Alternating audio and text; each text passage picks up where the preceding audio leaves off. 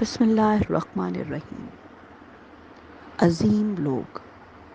جی ساتھیو، آج ہم بات کریں گے عظمت کے ان معماروں کی، عظمت کے ان نشانوں کی، بھلائیوں کے ان سرداروں کی کہ جو دنیا میں پیدا ہی دوسروں کا دکھ بانٹنے کے لیے ہوئے۔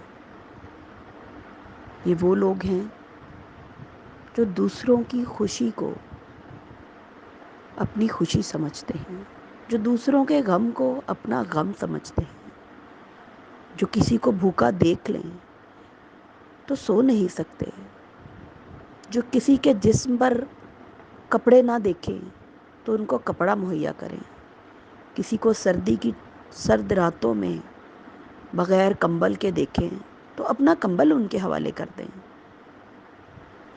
کسی بھی انسان کو کسی بھی قسم کی جسمانی تکلیف ہو تو ان کو اتنی ہی تکلیف ہو، بلکہ اس سے بڑھ کے تکلیف ہو جتنی ان کو اپنی ذات کے لیے ہوتی ہے۔ عظیم لوگ ایسے لوگ ہیں جو اپنے دل میں خوف خدا رکھتے ہیں، جن کے دل میں اللہ کا ڈر ہوتا ہے، اللہ کی مخلوق کی محبت ہوتی ہے۔ اب آپ یہ بھی کہہ سکتے ہیں کہ جو لوگ اللہ کو نہیں مانتے کیا وہ عظیم نہیں ہوتے؟ نہیں، وہ بھی عظیم ہوتے ہیں۔ عظمت کے معمار تو وہ لوگ ہیں جو دل میں دوسروں کا درد رکھتے ہیں، مخلوق کا درد رکھتے ہیں۔ اللہ تعالیٰ رب العالمین ہے اور اس کا رسول، پیارا رسول نبی پاک صلی اللہ علیہ وسلم رحمت للعالمین ہے، رحمت للمسلمین نہیں ہے۔ اللہ تعالیٰ رب المسلمین نہیں ہے، رب تو عالمین کا رب ہے، اور اس نے اپنے پیارے محبوب نبی پاک صلی اللہ علیہ وآلہ وسلم کو عالمین کے لیے رحمت بنا کے بھیجا۔ اب یہ انسان جو خدا کی فطرت پر پیدا ہوتا ہے، جب وہ بچہ ہوتا ہے، ہر انسان خدا کی فطرت پر پیدا ہوتا ہے، یہ تو دنیا میں جیسے جیسے وہ زندگی گزارتا ہے پھر مذاہب میں بٹ جاتا ہے، لیکن ایک انسان کا دل جو نفرتوں سے، گناہوں سے اور رنجشوں سے اور حسد، بغض اور کینے سے پاک ہو تو وہ خلق خدا کے لیے محبت رکھتا ہے۔ اس کا تعلق کسی مذہب سے نہیں، اس کا تعلق تو صرف ایک مذہب سے ہے جس کو کہتے ہیں خلق خدا سے محبت کرنا، مخلوق کی خدمت کرنا۔ وہ انسان سخی ہوتا ہے، جو دل کا سخی ہوتا ہے وہ بس ہر لحاظ سے سخی ہوتا ہے۔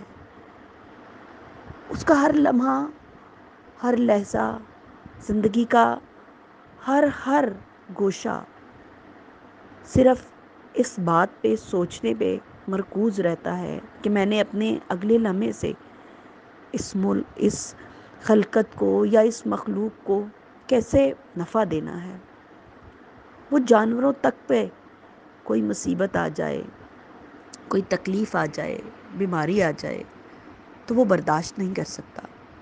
جی ہاں، اس طرح کے لوگ پوری دنیا میں پائے جاتے ہیں، اور اگر ان میں ہم ان لوگوں کو ڈھونڈیں جو مسلمان ہیں تو ان کی روحانی طاقت تو اربوں خربوں گنا بڑھ جاتی ہے، کیونکہ میرا رب تو ان لوگوں سے اور زیادہ قریب ہو جاتا ہے جو اس کا کلمہ پڑھنے والے ہوں، نبی کی اطاعت کرنے والے ہوں، اور ساتھ ہی ساتھ مخلوق خدا کے لیے درد دل رکھنے والے ہوں۔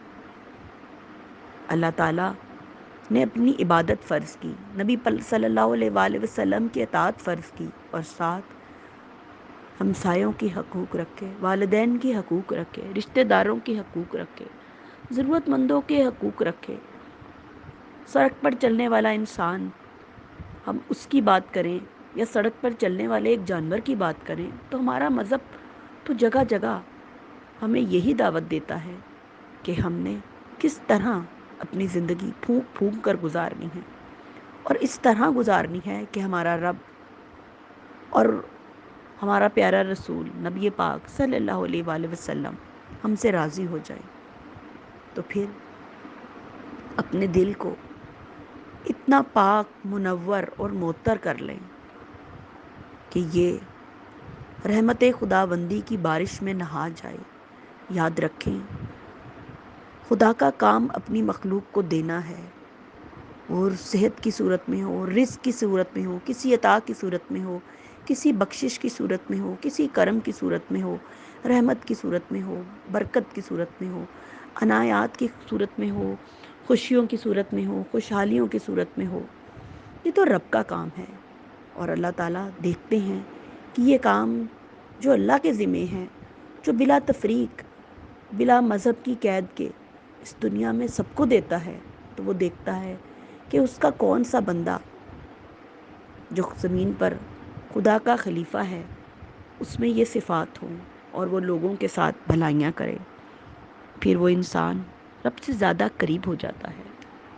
تو پھر یہ عظمت کے مینار وہی لوگ ہیں جن کو ہم عظیم لوگ کہتے ہیں۔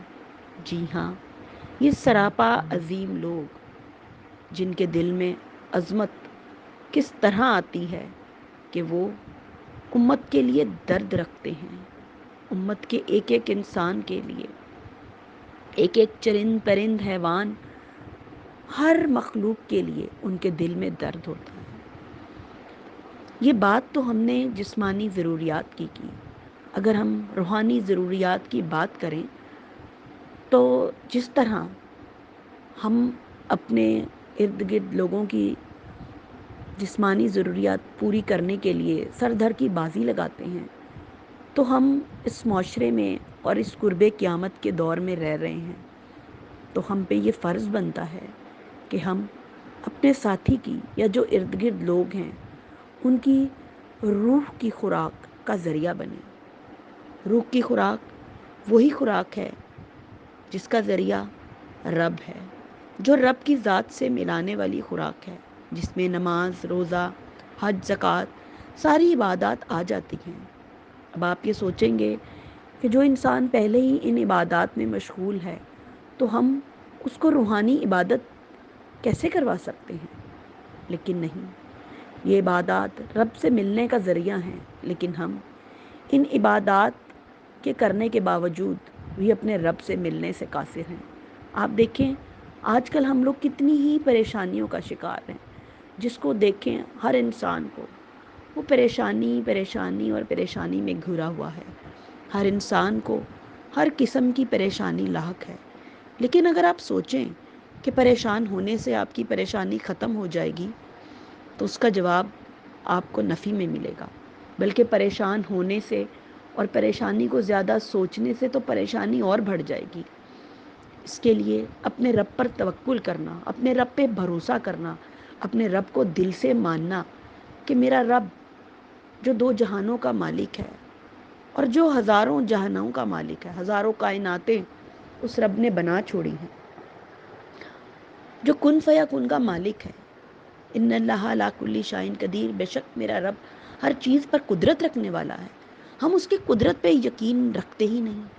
جب ہم یہ مان لیں کہ میرا رب ہر چیز پر قدرت رکھنے والا ہے، پریشانیاں بھی تو رب کی طرف سے آتی ہیں، یہ آزمائش بن کر آتی ہیں، لیکن ہم اس آزمائش کے قابل ہی نہیں۔ میں یہ نہیں کہتی کہ اپنے رب سے آزمائشیں مانگیں، لیکن اگر آزمائشیں آ گئی ہیں تو ان سے گزرنے کا حوصلہ مانگیں، اور جو نعمتیں آپ کے رب نے آپ کو عطا کی ہیں ان کا شکر ادا کریں، اور ان آزمائشوں کو سائڈ پہ رکھ کر اگر آپ اپنی صحت، جسم اور ان چیزوں کا آنکھ، ناک، بازو، پاؤں، جسم کے دل، گردہ، جسم، آنتیں، ہر چیزوں کا تصور کریں کہ آج آپ نے کتنی گھڑیاں اس طرح گزار دی کہ آپ کے جسم میں کوئی تکلیف ہی نہیں ہوئی، آپ کو جسمانی کوئی تکلیف نہیں ہوئی، تو پھر آپ کے رب کی آپ کے اوپر کتنی رحمت ہے۔ اگر دنیا میں کوئی پریشانی آئی ہے، کسی بھی صورت میں ہے، تو آپ اس کو خندہ پیشانی سے صبر اور ہمت کے ساتھ برداشت کریں۔ یاد رکھیں، جب اچھے دن نہیں رہتے تو برے دن بھی نہیں رہتے، یہ دن بھی کٹ جائیں گے، لیکن دن کاٹنا جس پہ پڑتی ہے اس کو ہی پتا ہے کہ یہ دن کاٹنا بہت مشکل ہوتا ہے۔ یہ صرف ان لوگوں کے لیے مشکل ہوتا ہے جن کا اپنے رب سے تعلق کمزور ہوتا ہے۔ جی، تو عظیم لوگ جو لوگوں کی جسمانی ضروریات کو پورا کرنے کے لیے سخاوت دکھاتے ہیں، وہ لوگوں کی اس روحانی ضروریات کے لیے بھی سخاوت دکھائیں. جن کی روح کمزور ہے، جن کا اپنے رب سے تعلق کمزور ہے، ان کو کہیں کہ اپنے رب سے تعلق جوڑ لیں. کچھ بھی نہ کریں، بس اپنے رب کو اپنی یادوں میں، اپنے دل میں، اپنی سانسوں میں بسا لیں. اپنے خون کے ہر قطرے میں اپنے رب کو بسا لیں. جب آپ کے دل میں، آپ کے خون کے ہر قطرے میں، آپ کی رگ و جاں میں رب بس جائے گا تو آپ کو کوئی پریشانی لگے گی نہیں، اور آپ کا وقت بہت اچھا گزرے گا. اور وہ وقت جو آپ اپنے رب کے ساتھ گزاریں گے وہ عبادت میں شمار ہوگا. جی ہاں، دعا عبادت کا مغز ہے. جب آپ اپنے رب سے ہم کلام ہوتے ہیں، اپنے رب سے پیاری پیاری میٹھی میٹھی باتیں کرتے ہیں، اپنے رب سے اپنی ضروریات پیش کرتے ہیں، کچھ بھی آپ کو چاہیے آپ اپنے رب سے مانگیں. ہر چیز اپنے رب کو بتائیں، اپنے رب سے مشورہ کریں. ہر چیز میں اپنے رب کو سب سے پہلے رکھیں. رب کو سوچیں، رب کو مانیں، اور اسی سے اپنی ہر پریشانی شیئر کریں. کسی انسان سے شیئر نہ کریں. تو پھر آپ جب اس رب کو دل سے مان کے اس سے پریشانی شیئر کریں گے اور یہ مان رکھیں گے کہ وہ ان پریشانیوں کا حل کرنے والا ہے اور اس میں کوئی دوسری رائے بھی نہیں ہے، لیکن آپ کے دل میں یہ چیز راسخ ہو جائے کہ میرا رب واقعی پریشانی کو ختم کرنے پہ قدرت رکھتا ہے، جو کہ ہے لیکن ہمیں اس کا یقین نہیں ہے، تو وہ رب آپ کی پریشانی کو بہت جلدی ختم کر دے گا. ورنہ آپ کو وہ پریشانی لگے گی نہیں، اور آپ کا وقت بہت آسانی کے ساتھ بہت اچھا گزر جائے گا. اللہ تعالیٰ آپ سب کی تمام دلی مرادیں اس رمضان کے بابرکت مہینے کے صدقے میں پوری کرے. آپ کی تمام نیک خواہشات، حاجات، جو اپنے لیے، اپنے والدین کے لیے، اپنے اساتذہ کے لیے، اولاد کے لیے، بہن بھائیوں کے لیے، شوہروں کی اپنی بیویوں کے لیے، بیویوں کے اپنے شوہروں کے لیے، اور جس قسم کے بھی آپ کے انسانی تعلقات ہیں ان کے لیے، اپنے جانوروں کے لیے، اپنی کسی بھی اپنے جو لوگ دنیا سے چلے گئے ہیں ان کے لیے، جو بھی آپ کی نیک تمنائیں ہیں، خواہشات ہیں، اللہ تعالیٰ ان کو اپنے حضور قبول و منظور فرمائے. آپ کی تمام عبادات کو قبول فرمائے اور آپ کو خاص عرش معلیٰ میں اس دن سائے کی جگہ عطا کرائے جس دن حشر میں کوئی سایہ نہیں ہوگا. اللہ تعالیٰ آپ کے دل کو اپنی معرفت کے لیے قبول کر دے. آپ کو ذلت، علت اور قلت سے بچائے، قرض اور مرض سے بچائے، کبھی کسی کا محتاج نہ کرے. اللہ تعالیٰ صرف اپنے در کا محتاج کرے. اللہ تعالیٰ آپ کو غنی کر دے کہ آپ لوگوں سے کسی قسم کی کبھی بھی کوئی درخواست نہ کریں، صرف وہ درخواست اپنے رب کو کریں. اور اللہ تعالیٰ میری ان دعاؤں کو ضرور قبول کرے. آمین سم آمین. اور جو ان پہ آمین سم آمین کہے ان کی بھی دلی تمام مرادیں اللہ تعالیٰ پوری کریں. اپنا بہت خیال رکھیے گا. اللہ حافظ.